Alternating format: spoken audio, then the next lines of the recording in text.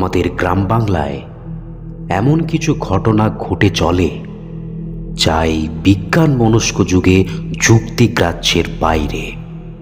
তেমনি এক ভয়ঙ্কর অভিজ্ঞতার কথা আজ বলবো। মানুষের জন্ম মৃত্যুর উপর গ্রহ নক্ষত্রের খুবই প্রভাব থাকে। যদি অশুভ নক্ষত্রে এমন কোনো মানুষের জন্ম হয় যার শারীরিক খুঁত থাকে, অর্থাৎ বিকলাঙ্গ, তাদের জীবন রেখা বেশি দিন হয় না। মানুষের অবজ্ঞা অবহেলা তাদের আত্মাকে অতৃপ্ত করে দেয়, আর মৃত্যুর পর তারাই কাল কুদ্রা হয়ে ওঠে। একটা কালো তুলোর স্তূপ যা তুমি সব সময় দেখতে পাবে, আর একদিন ওই কালো তুলোর স্তূপ তোমার মুখের ভিতর দিয়ে প্রবেশ করে তোমার দম আটকে দেবে। আজকের গল্পে অভিনয় করেছেন কৃষ্ণ, তন্ময়, সৌভিক, অনির্বাণ। অন্যান্য চরিত্র এবং গল্প পাঠে আমি সাহেব।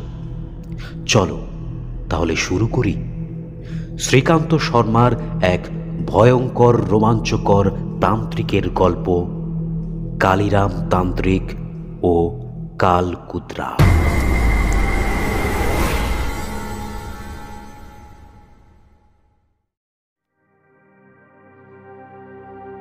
শীতকালের শুরুতেই আজ সনাতন ঘোষের 21 বছরের জোয়ান ছেলেটা সকালে ঘুম থেকে আর ওঠেনি। কাল রাতের ঘুম যে কাল ঘুম ছিল তা কেউ বুঝতে পারেনি। ডাক্তার এসে নাড়ি টিপে জানায় সে ইহলোক ত্যাগ করেছে। সনাতন ঘোষের বিশাল সম্পত্তি আর একটি মাত্র ছেলে। আত পাগলের মতো হয়ে গেছে লোকটা।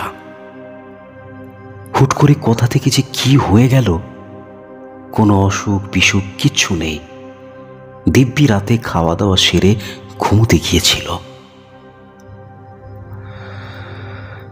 বীরপুরে এখন শোকের ছায়া। বড়লোক ঘরে বিপদ ঘটলে তা গোটা গ্রামের লোকের বুকে বাজে। দীপেশ মুখুজ্জে সব দাহের তোড়জোড় করছে। বীরপুরের আরেক বিত্তবান লোক দীপেশ মুখুজ্জে, সনাতন ঘোষের বন্ধু। বাঁশের দলাই করে কান্নার রোলে সবটাকে নিয়ে যাওয়া হলো নদীর ধারে শ্মশানে।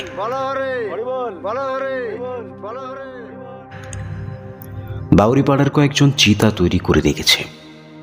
ভুবন বাউরি সমস্ত কিছু দেখে শুনে সব কিছু প্রস্তুত করেছে। সবে অগ্নিসংযোগ করে সনাতন ঘোষের পরিবার ফিরে গেছে। দীপেশ মুখুজ্জে তামাক ঘষতে ঘষতে বলল, হ্যাঁ রে ভুবনা, তোর বউটা কদিন আগে মারা গেছে, তা তুই আসতে গেলি কেন? ভুবন হাতে ধরা বাঁশের টুকরোটাকে একজনকে ধরিয়ে দীপেশ মুখুজ্জের দিকে একটু এগিয়ে এসে বলল, কি করবো কর্তা, বাসায় যে আর মনটা ঠিক চেলায়। মুখের থুতুটা ফেলে দীপেশ মুখুজ্জে বলল, কি হচ্ছে বলতো গায়ের? 1 মাসের মধ্যে তিনজন সুস্থ সবল লোক মারা গেল। কথাটা শেষ করতে না দিয়েই ভুবন বলল, আমাদের যে 3 মুড়া গা কর্তা, একজন মরলে ওই বছরটায় যে 3 জন মরবে কেই, কিন্তু 1 মাসের মধ্যে 3 জন। কি যে হয়েছে কিছু বুঝতে লাগছে। দীপেশবাবু জ্বলন্ত চিতাটার দিকে একবার দৃষ্টি নিক্ষেপ করল। লাল আগুনের মাঝে জ্বলন্ত শরীরটার কালো ধোঁয়া কুণ্ডলি পাকিয়ে আকাশের দিকে উঠে যাচ্ছে। ভুবন বাউরি আবার চিতার কাছে গেল। প্রায় 4 ঘন্টা চিতার আগুন দাউ দাউ করে জ্বলতে জ্বলতে ক্ষীণ হয়ে এলো। সংকীর্ণ নদীটি ধীরে ধীরে বয়ে চলেছে। দীপেশ মুখুজ্জে সেখান থেকে জল নিয়ে এসে চিতা নিভিয়ে বাড়ি ফিরল।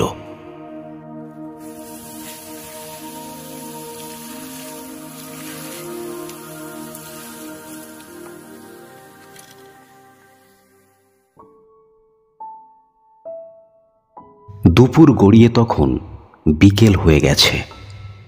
ভেবেছিল একটু রেস্ট নিয়ে সন্ধ্যার দিকে সনাতনের বাড়ি যাবে, কিন্তু শরীরটা খুব একটা ঠিক লাগছে না। সন্ধ্যা গড়িয়ে যখন একটু রাত হলো তখন সনাতন ঘোষ নিজেই দীপেশ মুখুজ্জের ঘরে এলো। বারান্দায় একটা চাদর মুড়ি দিয়ে শুয়ে আছে দীপেশ। সনাতন ডাকলো, কি রে দীপে, কি হয়েছে? দীপেশ খাটে উঠে বসে চাদরটা গায়ে জড়িয়ে বলল, শরীরটা একটু খারাপ লাগছে, ভাবলাম তোর বাড়ির দিকে যাব, কিন্তু আমি তো তোর পথ চেয়ে বসেছিলাম, কিন্তু তুই এলি না দেখে আমার ভালো লাগছিল না, তাই আমি চলে এলাম। কথাটা বলে বারান্দার একটা খুঁটিতে হেলান দিয়ে সনাতন বসল। দীপেশ বলল, কম গায়ে কে নিয়ে গেল? শম্ভু আর ভোলাকে পাঠালাম, কিন্তু কিন্তু তোর হঠাৎ কি হলো বলতো? দীপেশ কোনো উত্তর দিল না। এক দৃষ্টিতে সে তাকিয়ে আছে বাইরে উঠোনটার দিকে। সনাতন আবার ডাকল, দীপে, এই দীপে। এবারেও কোনো উত্তর এলো না। সনাতনের বুকটা ধড়াস করে উঠল।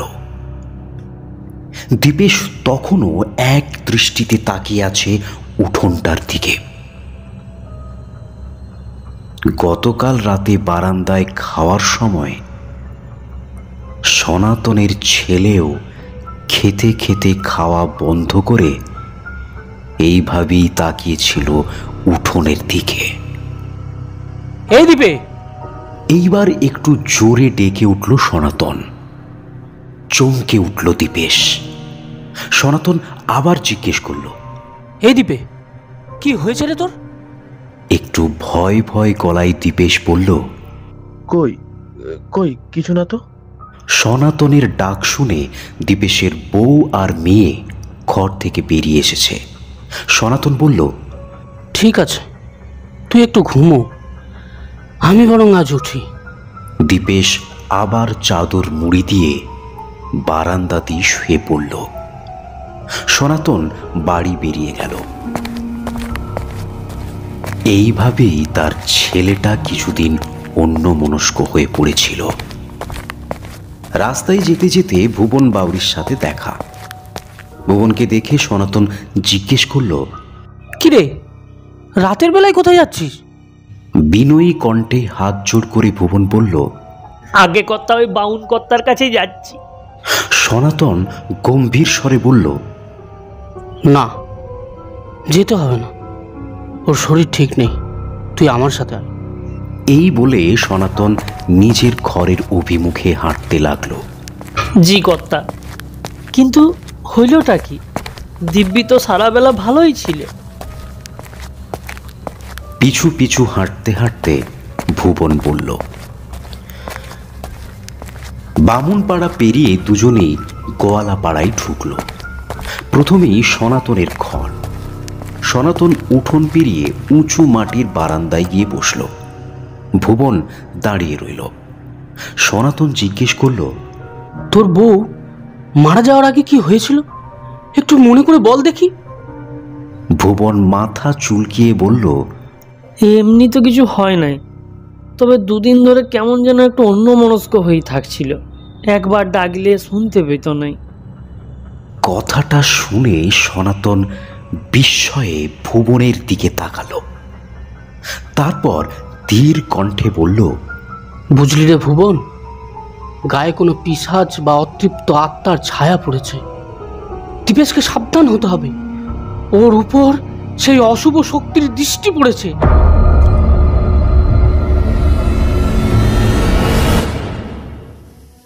সনাতনের কথা শুনে ভুবনের মুখ পাংশুবর্ণ হয়ে গেল।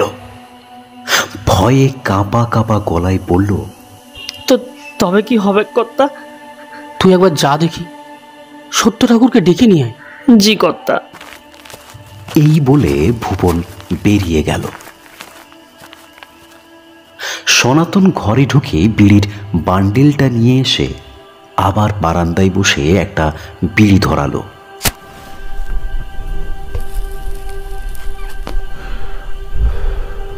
বিড়িটা শেষ হতে না হতে ভুবন ও সত্য ঠাকুর সনাতনের আঙিনায় ঢুকল।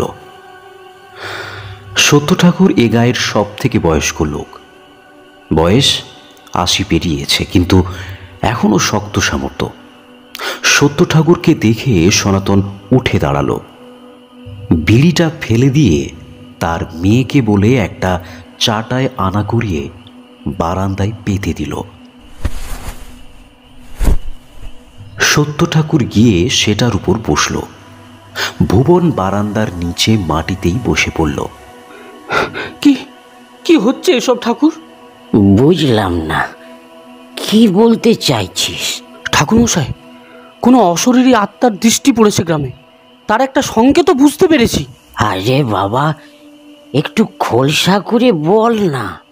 এই যে 1 মাসে 3-3টে সুস্থ মানুষ হঠাৎ করে মারা গেল, এর পিছনে কোনো অতৃপ্ত আত্মার কাজ? বিস্ময়ের সাথে জিজ্ঞেস করল সত্য ঠাকুর। হ্যাঁ ঠাকুর, ওই যে ভুবনের বউ, আমার ছেলেটা, সবাই মারা যাওয়ার আগে কেমন যেন অন্য মনস্ক হয়ে গেছিল। আর আজ দেখলাম দীপেশও। কথাগুলো বলে সনাতন একটু চুপ হয়ে গেল।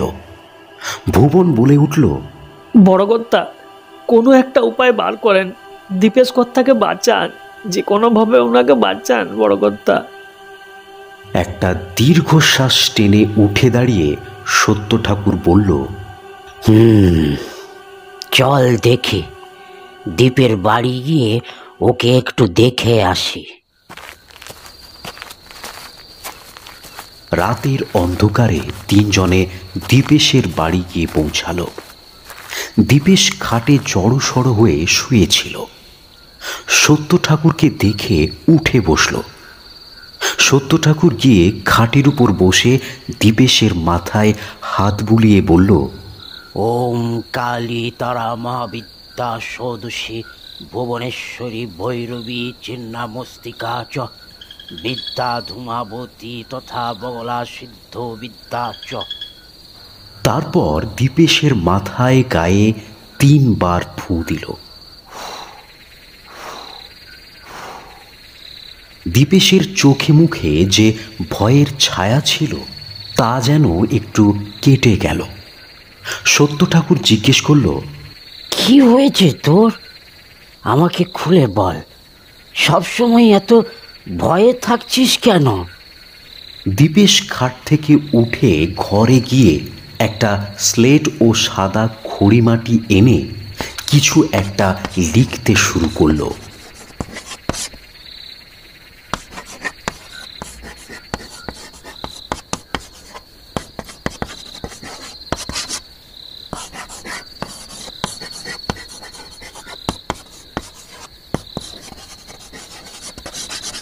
লেখা শেষ করে সত্য ঠাকুরের দিকে স্লেটটা ঘোরাতেই সত্যদা পড়তে শুরু করলো।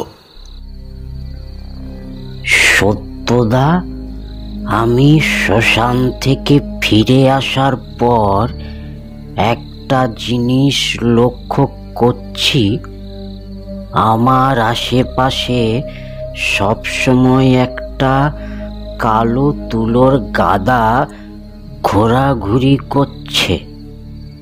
সেটা কখনো উঠোনে, কখনো বারান্দায়, কখনো বা বিছানার নিচে।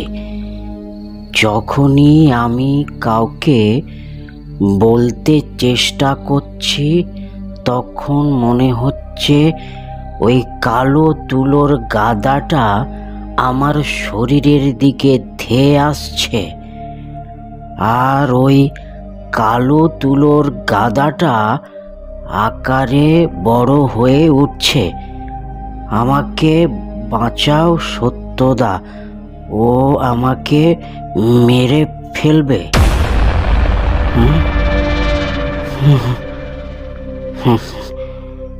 লেখাটা পড়ে সত্য ঠাকুরের শরীর যেন কেঁপে উঠল। সে চারিদিকটা একবার দেখে নিল। সনাতনও লেখাটা একবার পড়ল। তার মনের মধ্যেও আতঙ্ক শুরু হলো। শুধু ভুবন পড়তে জানত না, তাই সে সবার মুখের দিকে তাকিয়ে রইল। সত্য ঠাকুর বলল, তুই চিন্তা করিস না, আমি দেখছি কি করা যায়। এই বলে সত্য ঠাকুর খাট থেকে উঠে এসে সবাইকে নিয়ে বেরিয়ে গেল।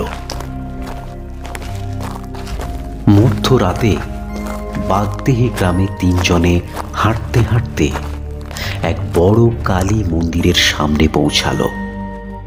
মন্দিরের সামনে একটা বড় ঘণ্টা। মা কালীর উদ্দেশ্যে তিনজনই প্রণাম করল। তারপর সত্য ঠাকুর সেই ঘণ্টাটা সজোরে বাজালো। মন্দিরের দরজা লাগানো, কিন্তু বাইরে থেকেই একটা বড় প্রদীপের আলোয় মায়ের মূর্তি দেখা যাচ্ছে। ঘণ্টার শব্দ শুনে একজন সাধক দরজা খুলে বাইরে বেরিয়ে এলো। পরনে লাল ধুতি আর লাল চাদর। সত্য ঠাকুরকে দেখে অবাক হয়ে বলল, কি ব্যাপার বলো তো ঠাকুর, এত রাত্রে তোমরা সব মায়ের মন্দিরে? প্রশ্নটা করে সাধক একটু ভয় খেয়ে তাড়াহুড়ো করে আবার ভিতরে চলে গেল। তিনজনই অবাক হলো। একটু পরেই সাধক হাতে একটা ঘটি নিয়ে মন্ত্র জপ করতে করতে বাইরে বেরিয়ে এলো। দুর্গা শিবা ক্ষমা ধাত্রী নারায়ণী নমস্তুতে। ওম সর্বমঙ্গলা মঙ্গলে শিবে সর্বাত্ম সাধিকে শরণ্যে ত্র্যম্বকে গৌরী নারায়ণী নমস্তুতে। ওম ক্রিং ক্রিং হ্রিং হ্রিং হিং হিং দক্ষিণে কালিকে ক্রিং ক্রিং ক্রিং হ্রিং হ্রিং হ্রিং হ্রিং হ্রিং স্বাহা। তারপর তিনজনের মাথায় বেলপাতা দিয়ে জলের ছিটে দিয়ে বলল, ঠাকুর, সবাইকে মন্দিরে নিয়ে চলো শীঘ্রই। ভয়ে আতঙ্কে এদিক ওদিক তাকিয়ে ভুবন, সনাতন আর সত্য ঠাকুর মন্দিরের ভিতর প্রবেশ করল। তারপর সাধক মন্দিরের দরজা বন্ধ করল। সনাতন কাঁপা কাঁপা গলায় জিজ্ঞেস করল, কি কি হলো বাবা?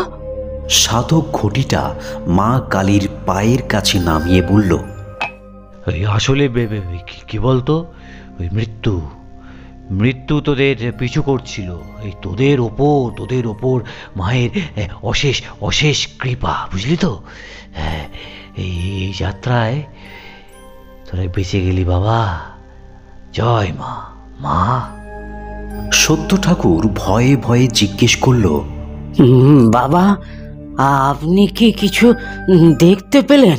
দেখলাম বই কি, তোমাদের পেছনে কালকুদ্রা, মানে তোমরা মায়ের কাছে আসছো সেটাও বুঝতে পারেনি, বুঝলে তো?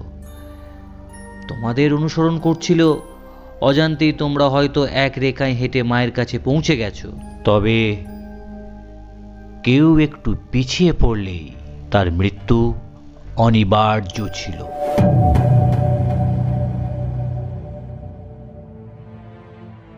সাধকের কথা শুনে ভুবন বাউরি ঠক ঠক করে কাঁপতে লাগলো। সনাতন বলল, বাবা, আমাদের গ্রামে বড় বিপদ। একটা কালো তুলোর গাদা একটা মেয়ে মানুষকে মেরে ফেলেছে বাবা।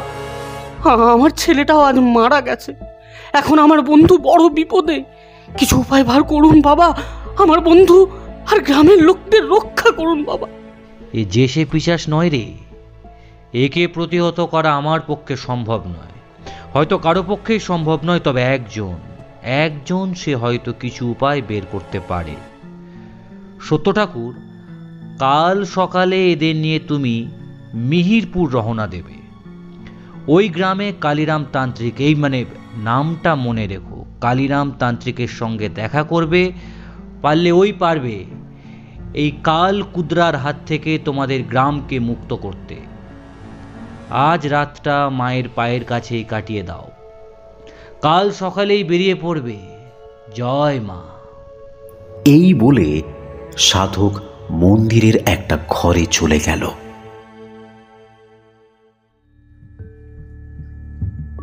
পরের দিন গোধূলি বেলায় কালিরাম তান্ত্রিক বীরপুরের সীমানায় এসে পৌঁছালো। সাথে ভুবন, সনাতন আর সত্য ঠাকুর। তিনজনের চোখে মুখে আতঙ্কের ছাপ। কালিরাম গ্রামে ঢুকতেই একটা হালকা ঝড় পুরো গ্রামকে নাড়িয়ে দিল। কালিরামের হাতে একটা ভোলে বাবার ত্রিশূল, পরনে লাল ধুতি আর গায়ে নামাবলী, আর কাঁধে একটা ঝোলা। কালিরাম ধীরে ধীরে দীপেশের বাড়ির দিকে অগ্রসর হলো। পিছনে ভুবন, সনাতন আর সত্য ঠাকুর একে অপরের হাত ধরে ভয়ে কাঁপতে কাঁপতে এগিয়ে চলেছে। তাদের এই ভয়ের কারণ হলো কালিরাম তান্ত্রিকের ঠিক সামনে একটা কালো তুলোর স্তূপ একটু একটু করে পিছিয়ে যাচ্ছে, আর যত পিছিয়ে যাচ্ছে ততই তার আকার ভীষণ থেকে ভীষণতর হয়ে উঠছে। নীল আকাশটা ক্রমে কালো হয়ে উঠছে। কালিরামের পা আস্তে আস্তে এগিয়ে চলেছে। ওই কালো তুলোর পাহাড় যেন দৈত্যের মতো আকার ধারণ করে কালিরামকে থামানোর চেষ্টা করছে, কিন্তু সে কালিরামের কাছে আসতে পারছে না। কালিরাম দীপেশের বাড়িতে প্রবেশ করে দেখল দীপেশ বারান্দার খাটে শুয়ে। তার চোখ বিস্ফারিত হয়ে যেন বেরিয়ে আসতে চাইছে। তার স্ত্রী মাথার কাছে দাঁড়িয়ে পাখা নিয়ে বাতাস করছে সজোরে, আর ছোট্ট মেয়েটা বাবার পায়ের কাছে বসে কেঁদে চলেছে। কালিরাম সোজা গিয়ে বারান্দায় উঠে হাতের ত্রিশূলটা দিয়ে দীপেশের মাথায় ঠেকিয়ে কি যেন একটা মন্ত্র বিড়বিড় করতে লাগলো কিছুক্ষণ। বাইরে দাঁড়িয়ে তিনজন হাত জোর করে কাঁপছে। হাতের কমণ্ডল থেকে জল নিয়ে কালিরাম দীপেশের শরীরে ছিটিয়ে নিজের গলা থেকে একটা রুদ্রাক্ষের মালা খুলে দীপেশের গলায় পরিয়ে দিতেই দীপেশ চোখ বন্ধ করল। কালিরাম সত্য ঠাকুরের উদ্দেশ্যে বলল, একজনকে পাঠাও কালো কাক বা পেঁচা ধরে নিয়ে আসতে। আমাকে প্রেত যজ্ঞ করতে হবে। সবার ভিতর আতঙ্কের ভয় দেখে কালিরাম তার ঝোলা থেকে আরো দুটো রুদ্রাক্ষের মালা বার করে মন্ত্র জপ করে সেগুলো মাথায় ঠেকিয়ে সত্য ঠাকুরের হাতে দিয়ে বলল, ওদের দুজনকে এগুলো পরিয়ে দাও। এগুলো যতক্ষণ ওদের গলায় থাকবে ওদের কোনো ক্ষতি হবে না। তুমি আমাকে তোমাদের শ্মশানে নিয়ে চলো। সত্য ঠাকুর মালা দুটি ভুবন আর সনাতনকে পরিয়ে দিল। তারপর তারা দুজনই বেরিয়ে গেল। সত্য ঠাকুর জিজ্ঞেস করল, কিন্তু বাবা, দীপেশ? ওর ততক্ষণ কিচ্ছু হবে না যতক্ষণ আমি বেঁচে আছি। ও এখন অচেতন হয়ে আছে। আমি প্রেতযজ্ঞে যদি এই পিশাচের কোনো ব্যবস্থা করতে না পারি তবে আমিও বাঁচব না। চলো আমার সাথে শ্মশানে চলো। চলুন বাবা।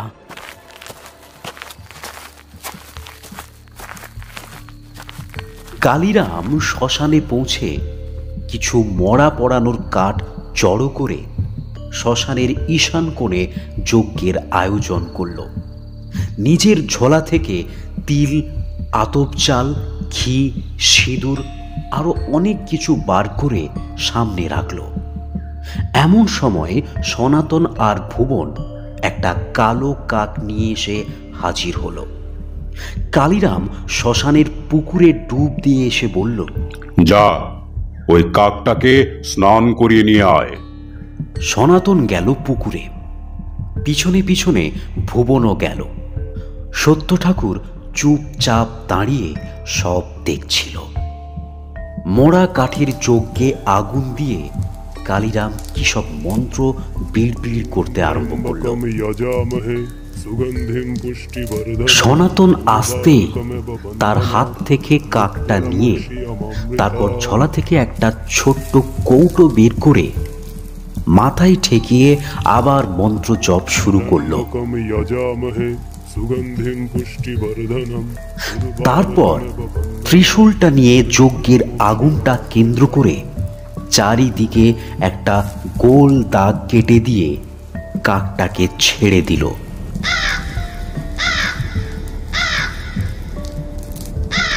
কাকটা ওই দাগের চারিদিকে ঘুরতে লাগলো, কিন্তু বেরোলো না। কালিরাম গম্ভীর গলায় বলল, এবার আমি প্রেত যজ্ঞ শুরু করব। তোরা কেউ এই গণ্ডির বাইরে বেরোবি না।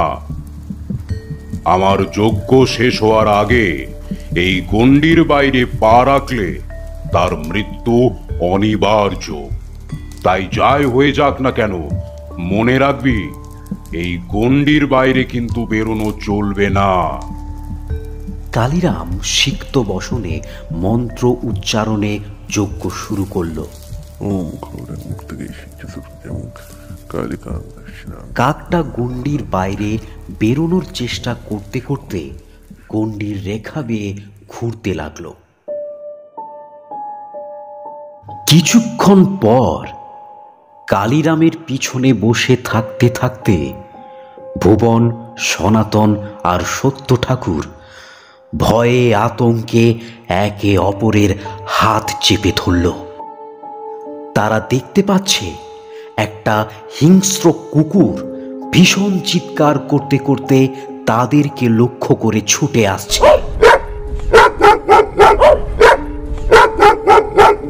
কিন্তু কালিরামের দেওয়া গণ্ডির রেখার কাছে এসে থেমে গেল। ঠিক সেই সময় কালিরাম সনাতন সত্য ঠাকুরকে একদিকে অঙ্গুলি নির্দেশ করে থাকতে বলল। এমন সময় সত্য ঠাকুর তাকিয়ে দেখল একটা বিষধর সাপ দারুণ জোরে ফোঁস করতে করতে তাদের দিকে এগিয়ে আসছে।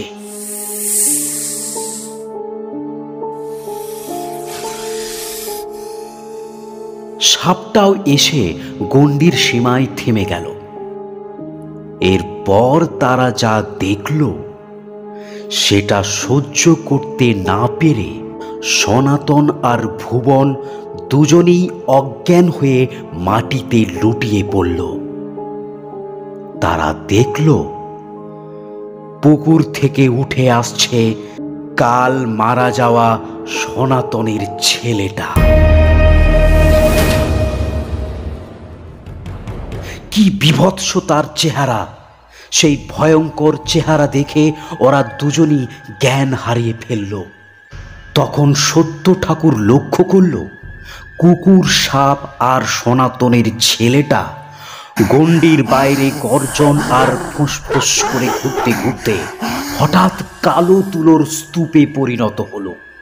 সেই কালো তুলোর স্তূপ অর্থাৎ কালকুদ্রা তার ভীষণ আকার ধারণ করে গর্জন করতে লাগলো।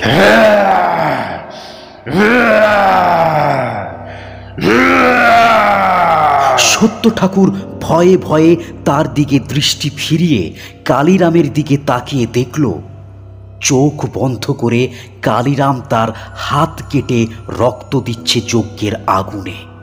আর সেই আগুনের মধ্যে কালো কাকটা প্রবেশ করে কালিরামের হাত থেকে ঝরে পড়া রক্তটা পান করতে শুরু করেছে।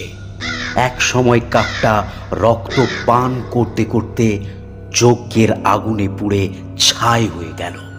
আর তখনই কালকুত্রা হাওয়ার মধ্যে কোথায় যেন মিলিয়ে গেল।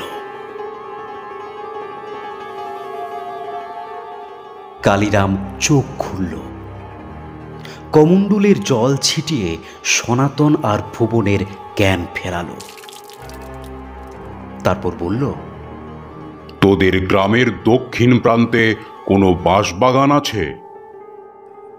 সনাতন তন্দ্রাচ্ছন্ন গলায় বলল, হ্যাঁ হ্যাঁ বাবা, আছে। আমাকে ওইখানে নিয়ে চল। একটা মাটির ভাঙা খোলায় যজ্ঞের জ্বলন্ত কাঠের আগুন নিয়ে কালীরাম এগিয়ে চলল গ্রামের বিপরীত প্রান্তের বাঁশবাগানের দিকে। সত্য ঠাকুর যেতে যেতে জিজ্ঞেস করল, ওইখানে কি আছে বাবা?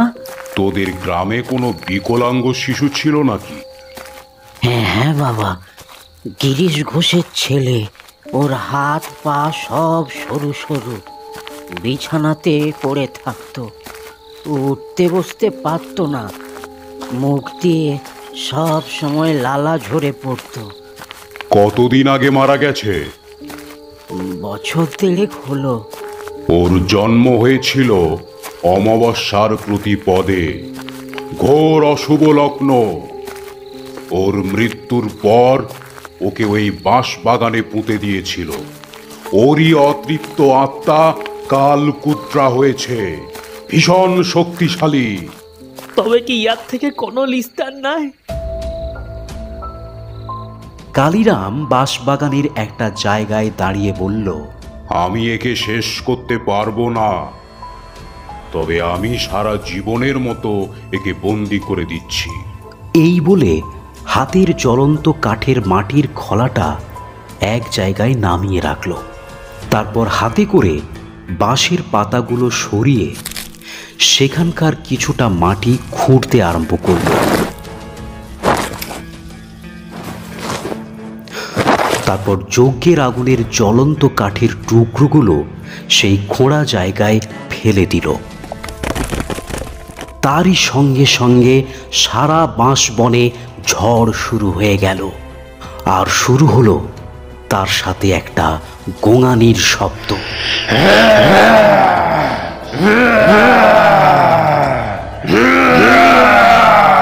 এবার ওরা 3 জনে ভয়ে সিটিয়ে গেল। কালীরাম সঙ্গে সঙ্গে মন্ত্র উচ্চারণ করতে করতে ত্রিশূলটা সজোরে সেই আগুনের ভিতর গেঁথে দিল। ত্রিশূলের প্রায় অর্ধেকটা অংশ মাটির ভিতর প্রবেশ করল। আর তারপরেই একটা আর্তনাদ সারা বাঁশবনকে কাঁপিয়ে দিয়ে গেল। কিছুক্ষণ পর ঝড় থেমে গেল। সন্ধ্যা তখনও অন্ধকার করে ওঠেনি। 3 জনে কালীরামের পায়ের ধুলো নিল। সত্য ঠাকুর বলল, বাবা, আর কোনো বিপদ নেই তো? এই অপশক্তি ভয়ঙ্কর শক্তিশালী, একে বিনাশ করার ক্ষমতা আমার নেই। আমি শুধু একে বেঁধে দিলাম। কোনোদিন যদি এই ত্রিশূল ভুল করেও কোনোভাবে এখান থেকে সরানো হয়, সেদিন বীরপুরকে এই কালকুদ্রার হাত থেকে মা কালীও রক্ষা করতে পারবে না।